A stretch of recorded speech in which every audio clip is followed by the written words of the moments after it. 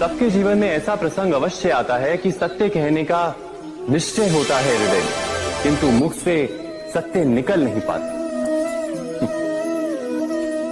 कोई भय मन को घेर लेता है। किसी घटना अथवा प्रसंग के बारे में बात करना या फिर स्वयं से कोई भूल हो जाए उसके बारे में कुछ बोलना, क्या ये सत्य है? नहीं, ये तो केवल तथ्य है। अर्थात जैसा हुआ था वैसा केवल बोल देना सामान्य सी बात है। किंतु कभी कभी उस तथ्य को बोलते हुए भी भय लगता है। कदाचित किसी दूसरे की भावनाओं का विचार आता है मन, दूसरे को दुख होगा ये भय भी शब्दों को रोकता है। तो ये सत्य क्या है? क्या हमने कभी विचार किया है? जब भय रहते हुए भी कोई तथ्य बोलता है तो वो सत्य कहलाता है।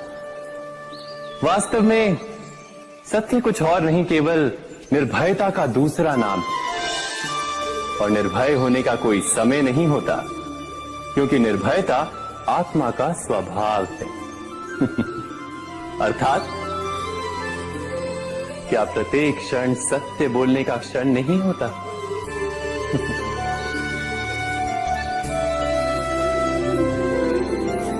स्वयं विचार कीजिए।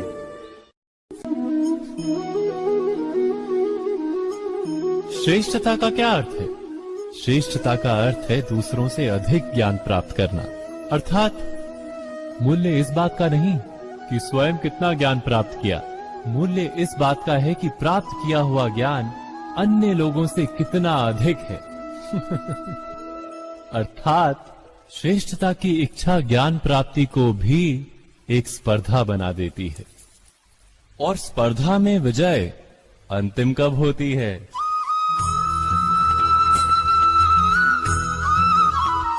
कुछ समय के लिए तो श्रेष्ठ बना जा सकता है, किंतु सदा के लिए कोई श्रेष्ठ नहीं रह पाता। फिर वही असंतोष, पीड़ा और संघर्ष जन्म लेता है। किंतु श्रेष्ठ बनने के बदले यदि उत्तम बनने का प्रयत्न करें तो क्या होगा? उत्तम का अर्थ है कि जितना प्राप्त करने योग्य है वो सब प्राप्त करना, किसी से अधिक पाने की इच्छा से नहीं, मात्र आत्मा की तृप्ति हेतु कुछ प्राप्त करना। उत्तम के मार्ग पर किसी अन्य से स्पर्धा नहीं होती, स्वयं अपने आप से स्पर्धा होती है।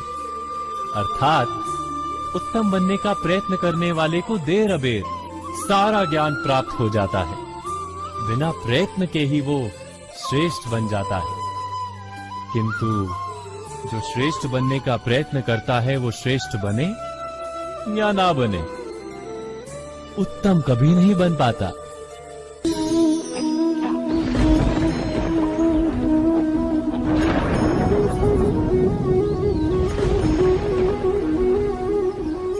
सपनों और पूर्वाभासों के आधार पर हम भविष्य के सुख दुख की कल्पना करते हैं। भविष्य के दुख का कारण दूर करने के लिए हम आज योजना बनाते हैं।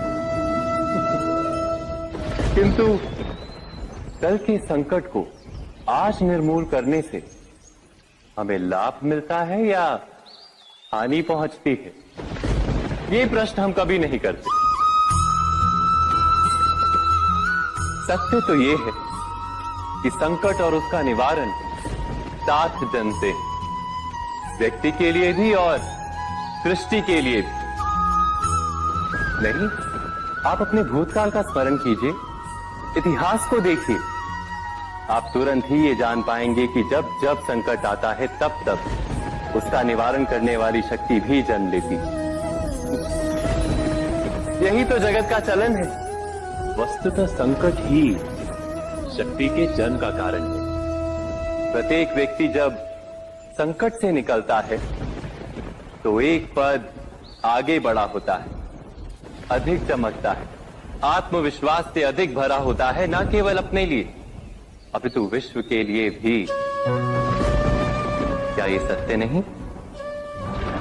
वास्तव में संकट का जन्म है एक अवसर का जन्म, अपने आप को बदलने का, अपने विचारों को ऊंचाई पर करने का अवसर, अपनी आत्मा को बलवान और ज्ञान मंडित बनाने का अवसर। जो ये कर पाता है उसे कोई संकट नहीं होता, किंतु जो ये नहीं कर पाता वो तो स्वयं एक संकट है विश्व के लिए। विचार कीजिए।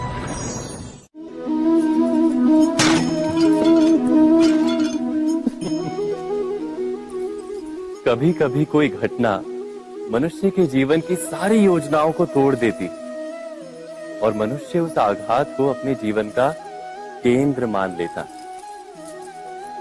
पर क्या भविष्य मनुष्य की योजनाओं के आधार पर निर्मित होते हैं? नहीं। जिस प्रकार किसी ऊंचे पर्वत पर सर्वप्रथम चढ़ने वाला उस पर्वत की तलाई में बैठकर जो योजना बनाता है, क्या वही योजना उसे उस पर्वत की चोटी तक पहुंचाती है? नहीं। वास्तव में वो जैसे जैसे ऊपर चढ़ता है वैसे वैसे उसे नई नई चुनौतियां, नई नई विडंबनाएं, नए नए अवरोध मिलते हैं। प्रत्येक पद पर वो अपने अगले पद का निर्णय करता है। प्रत्येक पद पर उसे अपनी योजनाओं को बदलना पड़ता है। कहीं पुरानी योजना उसे खाई में ना ढकेल दे। वो पर्वत को अपने योग्य नहीं बना पाता, केवल स्वयं को पर्वत के योग्य बना सकता है। क्या जीवन के साथ भी ऐसा ही नहीं? जब मनुष्य जीवन में किसी एक चुनौती को, एक अवरोध को अपने जीवन का केंद्र मान लेता है, अपने जीवन की गति को ही रोक देता है, तो वो अपने जीवन में सफल नहीं बन पाता और ना ही सुख और शांति प्राप्त कर पाता। अर्थात जीवन को अपने योग्य बनाने के बदले स्वयं अपने को जीवन के योग्य बनाना ही सफलता और सुख का एकमात्र मार्ग नहीं। स्वयं विचार कीजिए।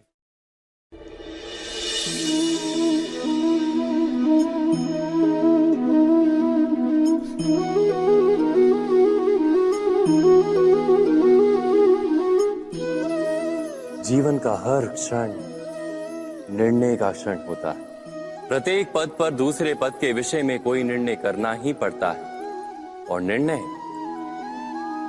निर्णय अपना प्रभाव छोड़ जाता है। आज किए गए निर्णय भविष्य में सुख अथवा दुख निर्मित करते हैं, ना केवल अपने लिए, अपने परिवार के लिए भी, आने वाली पीढ़ियों के लिए भी। जब कोई दुविधा सामने आती है तो मन व्याकुल हो जाता है, अनिश्चय से भर जाता है। निर्णय का वो क्षण युद्ध बन जाता है और मन बन जाता है युद्ध भूमि। अधिकतर निर्णय हम दुविधा का उपाय करने के लिए नहीं, केवल मन को शांत करने के लिए लेते हैं। पर क्या कोई दौड़ते हुए भोजन कर सकता है? नहीं। तो क्या युद्ध से जूझता हुआ मन कोई योग्य निर्णय ले पाएगा? वास्तव में शांत मन से जब कोई निर्णय करता है तो अपने लिए सुखद भविष्य बनाता है। किंतु अपने मन को शांत करने के लिए जब कोई निर्णय करता है तो वो व्यक्ति भविष्य में अपने लिए कांटों भरा वृक्ष लगाता है। स्वयं विचार कीजिएगा।